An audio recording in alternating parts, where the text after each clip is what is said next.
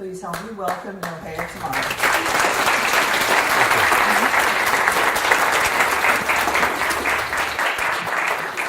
Thank you, everyone. Hello. Whew, sorry, I'm kind of recovering a little pneumonia spell a couple weeks ago, and my voice just hasn't returned to me yet. All right, so today I really wanted to talk to you about comfort and our tendencies as humans to always move towards something that's comfortable or move towards feelings of comfort. Now, being a young man, everything that I do is basically led up to comfort to this point. Everything that I've eaten, just about everything that I've wanted. And one of the things that I've learned just about myself in general is I do not like talking or speaking in front of or with other people in public. I have horrible social anxiety. And for whatever reason, I've always found myself drawn to pursuing things that had me do just that. And speaking in front of people and even trying to make those people laugh, which is like the hardest thing ever.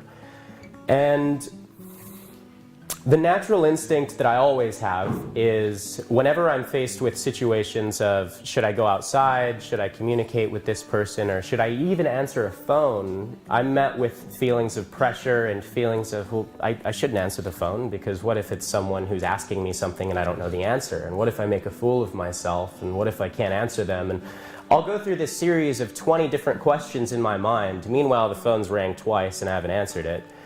And it could have been just a friend saying, hey, what's going on? How are you feeling today?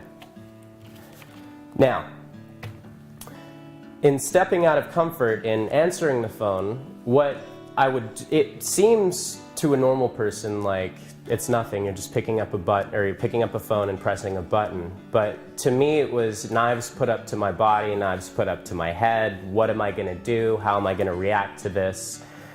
And for years I wondered why it was that I felt this way and if it was normal or natural, and obviously it isn't. But in a way it is. For thousands of years before we had the benefit of sitting here in a nice beautiful room with heating and air conditioning, humans lived a pretty rough life. We had to jump at every shadow that we saw. When the bushes rattled, we had to grab our kid, grab the spear. All right, is that a jaguar? I don't know, let's find out. If you saw another person going up the hill or a tribe, you don't know if that tribe was going to kill everyone in your family or if they were going to say hi and bring you some food. But you automatically had to be willing to get tense, to feel that energy burning right underneath your chest, that anxiousness. And I feel that anxiousness every time I ask myself if I am really happy and if I really want to do something that I'm in the middle of doing or in the process of doing. And what I've found is that in all of this, the instinct to just seek shelter and to just forget about everything going on and just go hide away, that is a very, very real instinct.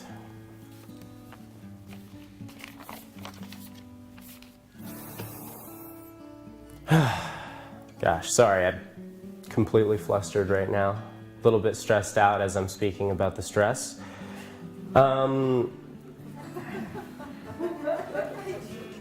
right, so my main point here, though, is do not chase comfort. Do not chase that nice, cozy spot for you to lay down in. Don't, as much as I want to, don't run off of the podium and hide into the back room. You always, always, always should chase after what doesn't immediately feel comfortable. Always. Now what I mean by that is if you are walking or if you're living your life and something seems like the most comfortable thing to go after, it's usually not the most beneficial. Now in that sense is why you would go after it. All right, if I'm leaving here today and I want to go get some donuts, donuts make me feel amazing. I don't know about you. I don't know what you like. I don't know what you think is good in this world, but donuts are amazing. Now, they're really not all that. There's some yeast, there's some flour, there's some fried oil. There's not much to it. There's some sugar. Sugar is definitely there. But it's the way the donuts make me feel. It's that smile that you get. It's looking at everyone else in the donut shop. Now, I was going to ask, have you ever seen anyone unhappy in a donut shop? I have. Weirdest thing in the world, but it kind of proves my point, is people go there to feel good. Well, more often than not, a lot of people, they'll sit in quiet and they're not in a donut shop and they'll wonder, why am I not happy? And they'll sit and, we'll become upset with ourselves if we're not happy. That's not me. Okay. All right, I'm not happy. People will sit in a donut shop, people will sit and they won't be in a donut shop, and you'll feel unhappy and you'll be upset at yourself for feeling unhappy. You'll say, all right, well, what am I doing? What's going on with my life? Why am I not happy? And the very thought of, in that moment, not feeling happiness is frustrating. So you can do two things. You can either sit there and continue being frustrated as to why you're not happy and sit there and think, or you can go do something that may not at the moment be very comforting, like go to the gym, go for a walk, go talk to your neighbor. But afterwards, you're going to look back at what you've done, and you can either say, oh, wow, that was a great time where I just sat there and thought about how unhappy I was and stayed unhappy. Or you can say, wow, that was great. I was really feeling unhappy, but I went and I did that thing, and now I feel better.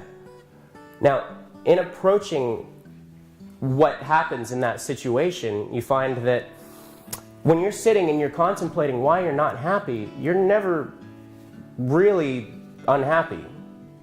You're just sitting there confusing yourself because your inner judge has told you all of these things, or you're thinking about all of these things that could make you happy or that would have made you happy if they would have just if they would have happened, if they would have just happened.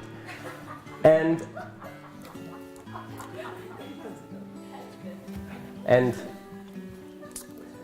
That's real. thank you. And I'm glad you're not taking that as harshly as I am. But the main thing is that when you're not happy and when you look for things that will make you happy, they almost never look comforting. If you're sitting and you're hot from the sun and you just need shade desperately, the last thing you want to do is go into a sauna. But what if the sauna is on the way to the tree with the shade? If the sauna was on the way to the tree with the shade, and your other option was to just go sit down in a slightly less hot spot, you would sit there roasting a little bit less torture, a little bit less, but you're never going to want to just stay there. Or you could go into the sauna for 5 or 10 minutes, go straight into that tree with all that shade and just relax. And it's such an instinct of ours to want to not do that. It's such an instinct of a human to not want to do the more strenuous thing. If a human would have wanted to do more strenuous work or go to a gym or go on a diet when we were living in the jungle, that person probably died. Because you can't expend energy when the environment is pressing in on you. You cannot expend too much energy when you're stressed.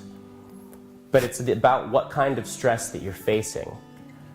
Now, a lot of times in our lives, we're faced with mystery stress. That stress that just kind of hits you when you're sitting there and it's quiet and you're alone and you're not sure if everything that you're doing is the right thing to be doing, and you're not sure if which way is right, which way is wrong. Are you doing the right things with the kids or your mom? What is it? And it's almost never just those questions that are causing you the problems. It's being confused as to why you feel that way. Now, that's what happens when you don't have anything, or that's what happens when you have too much of the wrong thing to think about. Now, what I mean by that is when you're an early human and you're dealing with all these stresses, oh, someone's coming over the hill, time to get anxious, time to get stressed. Oh, there's something rumbling in the bushes, time to get stressed. The sun's about to go down and I don't have a shelter, time to get stressed. But in our lives now, we don't have any of that. We don't have the weather that's going to take us out. We don't have a jaguar that's going to take us out. We don't have food. We don't have to collect the food that we're going to worry about. We don't have to worry about our crops.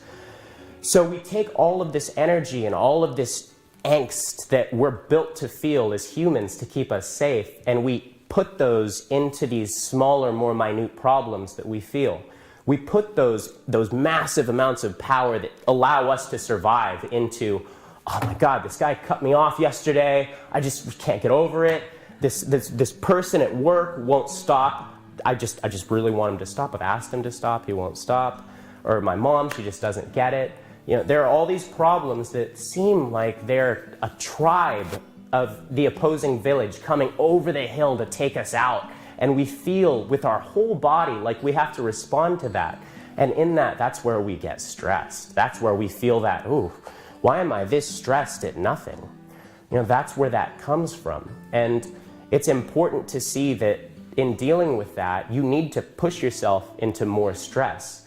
It's a very interesting concept, but if you're sitting and you're worried about how your job is going to go, or you're sitting and you're worried about how this lecture that you might do and you might mess up and say a bad word about, you know, if you're worried about those things, the easiest way to deal with it isn't necessarily to go shut away in the corner and not deal with it at all. The easiest way to deal with it is to stress yourself and to sit there and troubleshoot, what can I do right now to help? Can I take some breaths, which are very important? Can I watch something that'll really quick make me laugh? Can I call someone and just comfort someone? Is there anything I can do right now? Now, if you're 5 to 10 minutes before whatever you have to do, the last thing you're going to want to do is force yourself to sit down, be quiet, and take some breaths. Why? Because it's not the comforting way to go. It's not easy. It's not that shade with it's not that tree with the shade. But once you force yourself to sit down and quiet and take some breaths, or once you force yourself to do the thing that it just seems like you don't have the time for, no matter what, you can't do this. If you push past that human instinct to seek comfort and sit down, clear everything out, take some breaths, it's gonna feel like you're doing some work, it's gonna feel like you're wasting time, but at the end of all of that, you're gonna feel better with what you've done. Because you've just sat there and forced yourself to deal with yourself, to deal with everything that's going on. Now, in another note, it's comforting when you're stressed to chase those feelings of the donuts, like I was saying before. Now, if I'm angry or if I've gone through a tough diet, if there's anything that I've done where there's lots of stress put on myself, one of the things I'll do is I'll say, oh, I deserve this donut. Why can't I have this donut? Am I going to make all these sacrifices and not even get a donut? Now, that's an interesting way to think, because you have to ask, if I've just done a diet, did I just do that whole diet for that donut? Am I worshiping the thought of this donut or this reward? No, I'm becoming engulfed in the feeling of rewarding myself. Then you have to ask, well, what is that reward? And then it comes down to what makes you happy.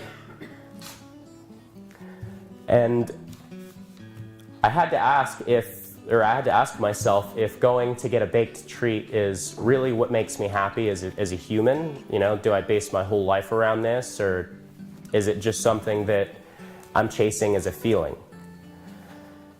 And if I choose to indulge in wanting that feeling, I'm going to have nothing, there's going to be nothing left. It's not going to produce anything but if I look back at that and say, oh, that time when I was stressed and I got that donut, did that really help me? Or did it just make me feel better temporarily until I'm going to go get the next donut? Now, there's something in a lot of traditional wisdom about chasing not necessarily the goal or the reward, but chasing the process.